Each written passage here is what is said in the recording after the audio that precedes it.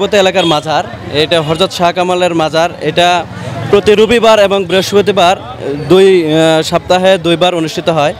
দীর্ঘ 1 মাস রমজানের ছুটি থাকার পর আজকে বৃহস্পতিবার, অন্যান্য বারের চেয়ে আজকে বৃহস্পতিবার অনেক সুন্দর জাঁকজমক।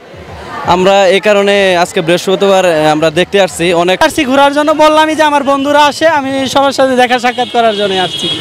দীর্ঘ 1 মাস রমজানের জন্য মাজারটা বন্ধ হয়েছিল, তবে তার পরবর্তীতে প্রথমে আজকে বৃহস্পতিবার এই মাজার অনুষ্ঠিত হয়েছে। এখানে আমরা সকাল থেকে যেটি দেখেছি যে আসলেই এইখানে যে অন্য দিনের চেয়ে যে এখানে জমজমাট একটা ভিড় জমেছে, এটা কিন্তু আমরা লক্ষ্য করেছি।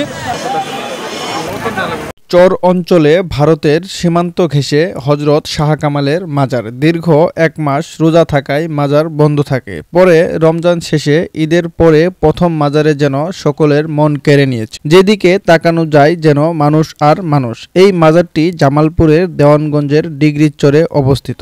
ভারতের সীমান্ত ঘেঁষে অবস্থিত এই মাজারটি। মাজারে অনেক লোকজন হয়েছে, অনেক সমাগম হয়েছে। আমরা সুন্দরভাবে মাজারা ঘোরাফেরা করতেছি। এই আনন্দ উপভোগ করার জন্যই আমি মাজারে এসেছিলাম।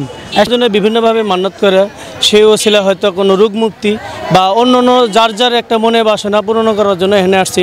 কিন্তু আসলে তো আমরা যেখানে রান্নাবান্না করা হয় ওখানে কোনো খাবার পরিবেশন নাই, কিন্তু পরিবেশ নাই। মাজারটি ভারতের সীমানা ঘেঁষে হওয়াতে এখানে প্রতি রবিবার ও বৃহস্পতিবার মাজারে মানত থাকলে সিন্নি ও অনেকজন পিকনিক হিসেবেও এখানে এসে থাকে। তবে ঈদের পরবর্তী দিন হিসেবে আজকে মানুষের ব্যাপক চাপ পড়েছে। আবার অতিরিক্ত চাপ থাকার কারণে যারা পর্যটক হিসেবে ঘুরতে এসেছিল তারা মাজারে মানুষের জন্য ঢুকতে না পেরে তারা কিন্তু চলে যায়।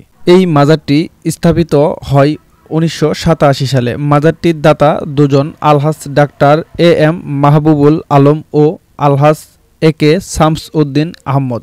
এই মাজারে দূর দূরান্ত থেকে মানুষ এসে ভিড় করে, তবে অনেকজন সোশ্যাল মিডিয়ায় ভিডিও দেখেও এই মাজারে এসে থাকেন। আমি এসেছি, এটা আমি অনলাইনে বা টিভিতে এটা দেখেছি, মানে এখানে লোকজন অনেক, ঠিক আছে, এটা দেখে খুব ভালো লাগতেছে আমার।